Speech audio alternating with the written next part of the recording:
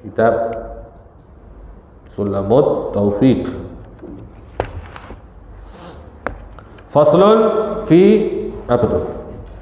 Syurutit taharah min wudu'in wa ghuslin tayammumin fi arkanit tayammum sampai terakhir apa?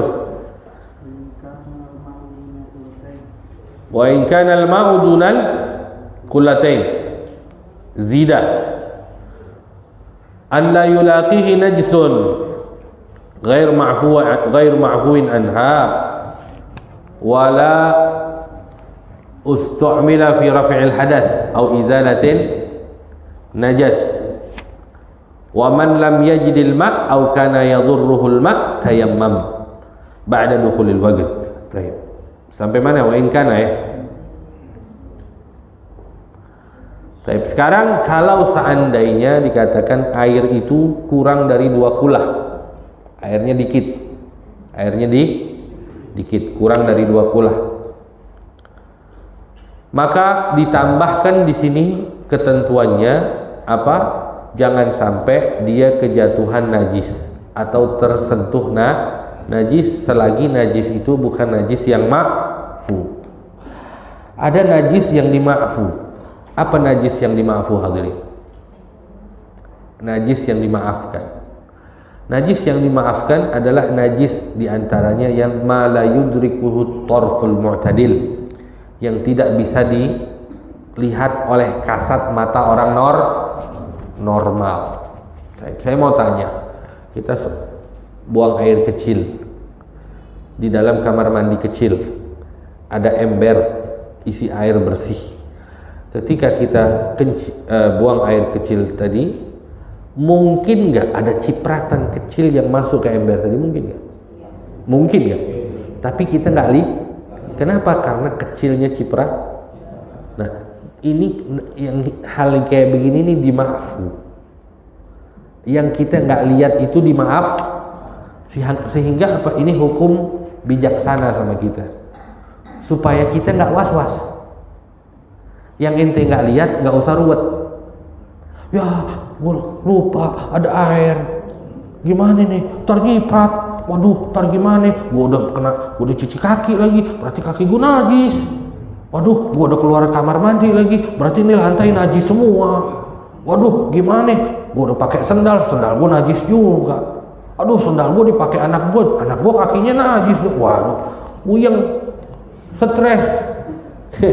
Nah, makanya hukum bijaksana. Udah yang ente nggak lihat, yang ente nggak tahu, itu dimaafin, dima'fu. Nah, itu yang pertama. Kemudian yang diantaranya juga dima'fu adalah dengan kemasukannya bangkai atau kejatuhan bangkai dari binatang yang tidak memiliki darah mengalir. Seperti apa? Cicak atau yang lebih kecil dari itu. Contohnya apa? Laler, ya, laler dengan segala jenis pasukannya, ya, laler hijau, laler kuning, laler kebo, laler apa juga tuh. Binatang ya, tuh kebo-keboan, tahu kebo-keboan, kumbang tuh ya. Nah, selagi binatang tadi mati di luar pengetahuan kita, tahu-tahu pas kita lihat, ya ada bangkai, ada apa?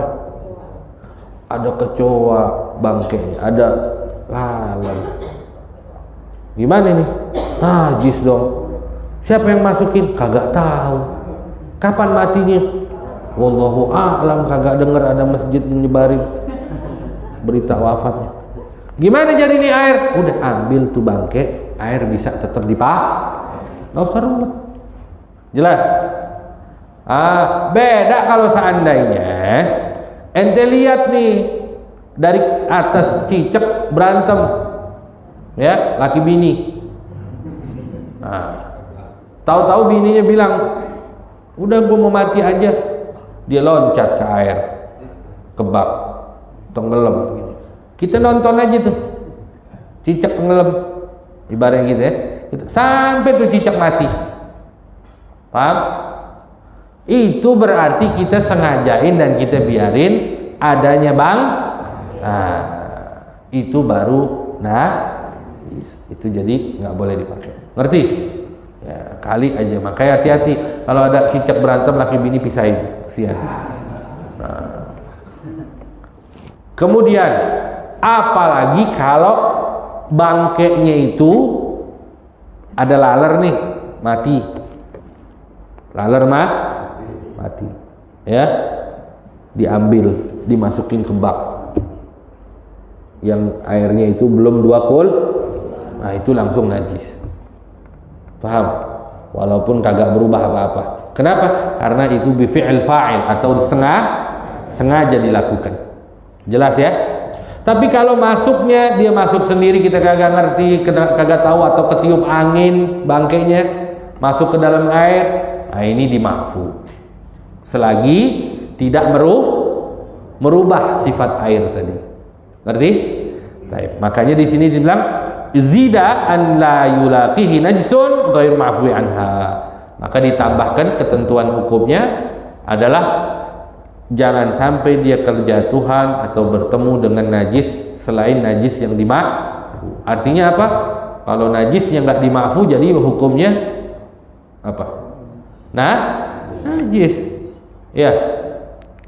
Ada air kurang dari 2 kula di ember.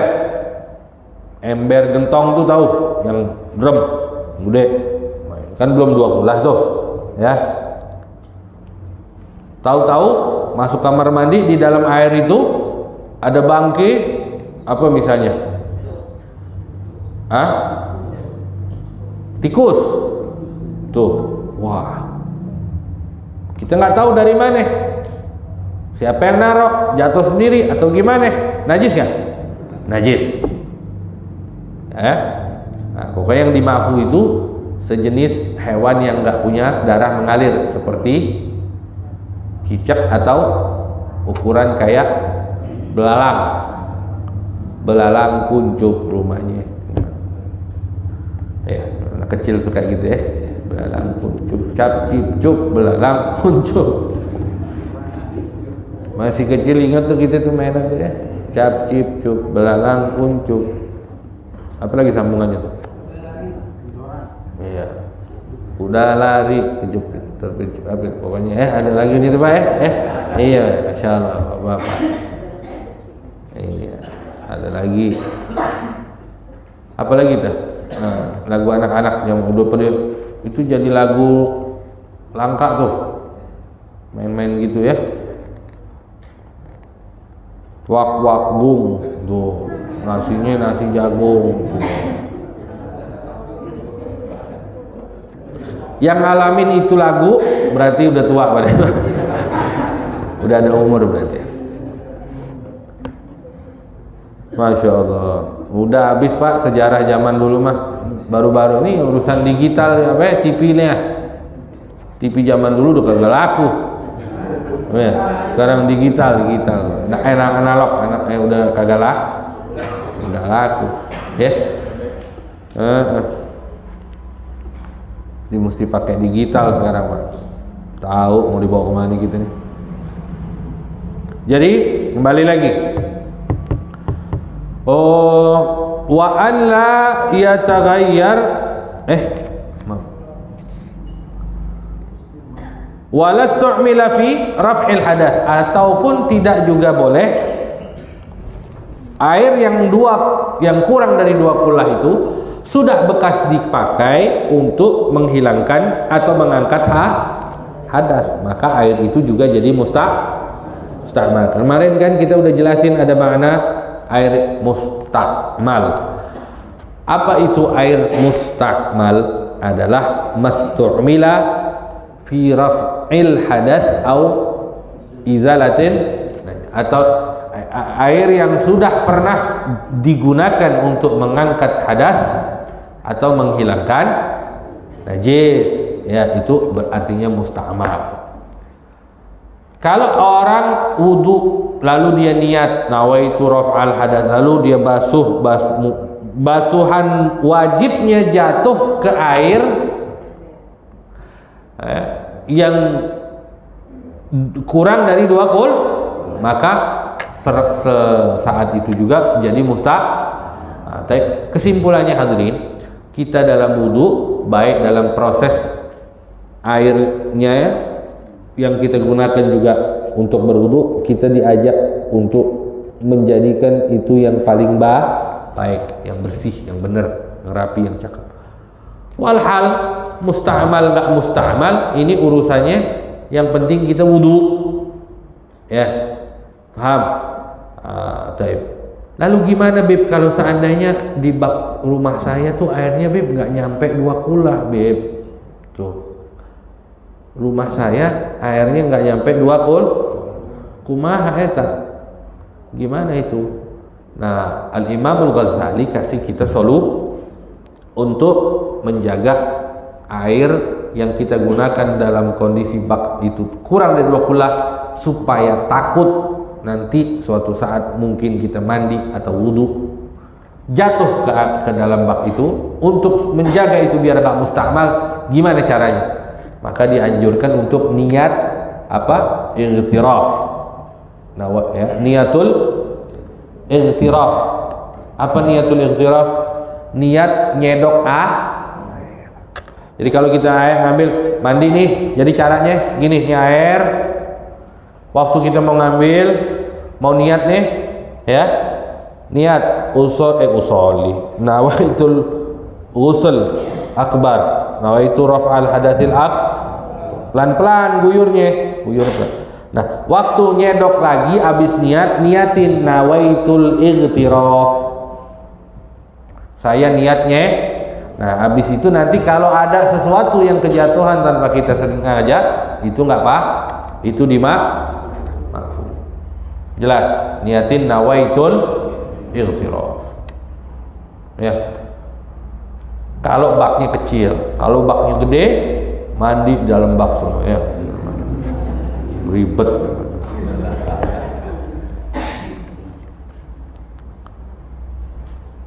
Taib, mandi dalam bak makruh Pak ya? Makruh. Ada orang punya bak mandi gede bak mandi, lalu dia mandi, masuk pain palanya, nyelam, nawaitu raf'al hadatsil akbar, dia bangun, keluar, sah, tapi bak makruh, kecuali airnya ngalir, ya, kecuali airnya ngalir.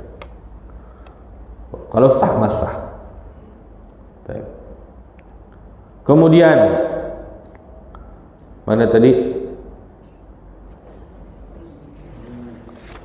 Au izalatin najas, ya, au izalatin najas fi raf'il hadath au izalatin najas, ini arti musta'mal tadi ya. Wa man lam yajidil ma'. Sekarang masalah kalau seandainya seseorang nggak nemuin air. Nah, nggak nemu air nih berarti kondisinya macam-macam, kering, ya, paham? Atau apa? Bisa juga dia ada air tapi nggak bisa make. Nah, ini diantara yang dibahas di sini tentang asbab al-mubihah litayammum, sebab-sebab yang memperbolehkan seseorang tayam, yaitu diantaranya apa? Hilangnya atau tidak adanya air. Kesimpulannya begini, bapak-bapak, ibu-ibu, bab tayamum kayaknya bahasnya besok aja. Orang boleh tayamum dengan sebab, karena tayamum itu sifatnya badan, pengganti itu di mana-mana lemah. Serep nggak selamanya pakai, lemah, jelas. Nah, Allah jadikan tayamum itu solusi untuk pengganti, karena mudahnya syariat untuk kita ini memberikan kemudahan luar biasa. Allah jadikan segala sesuatu yang bisa menjadikan kita bersuci atau jadi alat untuk wasilah atau perantara untuk kita dapatkan kesucian secara zahir dari hal-hal yang kita temuin setiap saat. Air, ketemu mulu nggak kita main? Nah, kalau seandainya mentok kagak ketemu air, tanah, debu, masa nggak ketemu juga? Ayo, paham? Nah, jadi syariat ini mudah banget. Ya, jadi orang nih sebenarnya kalau alasan nggak bisa ibadah ini, nggak bisa, dia yang tingkah, paham? Wudhu nggak bisa wudhu, tayamum, kenapa nggak bisa tayamum? Di rumah saya nggak ada debu, muka lu debuan, tayamum pakai muka lu sudah ya. Debu kagak ada gimana? Keluar rumah banyak debu, ya. Keluar rumah. Fatayammamu sa'idan thayyiba. Jadi di sini ada sebab-sebab kita diperbolehkan tayamum sebagai pengganti daripada air atau wudu atau mandi dan sebagainya. Apa kesimpulannya adalah asbab al-mubihah li tayammum al-ajzu an isti'malil ma'. Tidak mampu pakai nggak mampu pakai itu kesimpulan. Nggak mampu pakai air ini macam-macam. Nggak mampu karena memang airnya kagak ada, atau nggak mampu karena airnya ada tapi emang nggak bisa dipakai, bisa kayak gitu. Contoh begini, orang sakit, air ada banyak di rumahnya, tapi dia nggak bisa pakai. Kenapa? Karena kalau dia pakai air itu, dia wudunya pakai air atau dia mandinya pakai air, penyakitnya tambah parah, bisa bikin dia mati. Atau dia ada air tapi punya orang, ayo, dia nggak, air ada banyak tapi punya orang semua, dia nggak punya air, dia nggak. Gimana bisa dapetin air beli? Tapi dia nggak punya duit. Nah, kan macam-macam. Intinya kesimpulannya orang boleh tayamum, sebabnya adalah karena dia nggak bisa pakai bisa pakai air.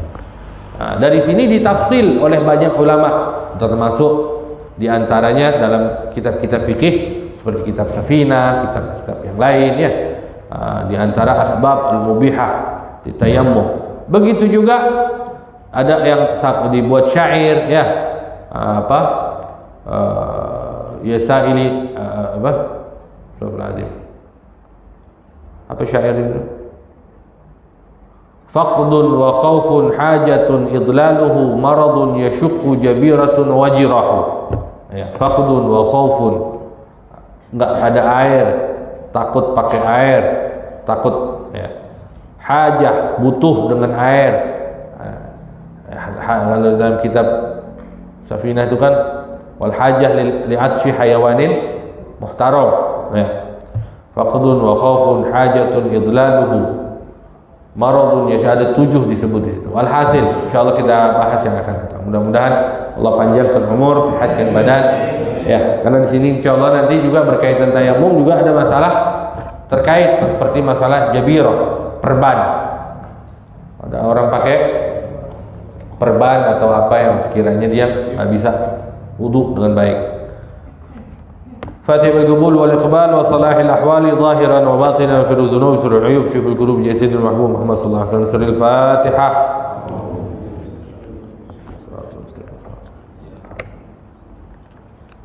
آمين يا رب العالمين. اللهم إنا نعوذ بك من علم لا ينفع، من قلب لا يخشع، وعمل لا يرفع، وعين لا يسمع. ربنا آتنا في الدنيا حسنة وفي الآخرة حسنة وقنا عذاب النار.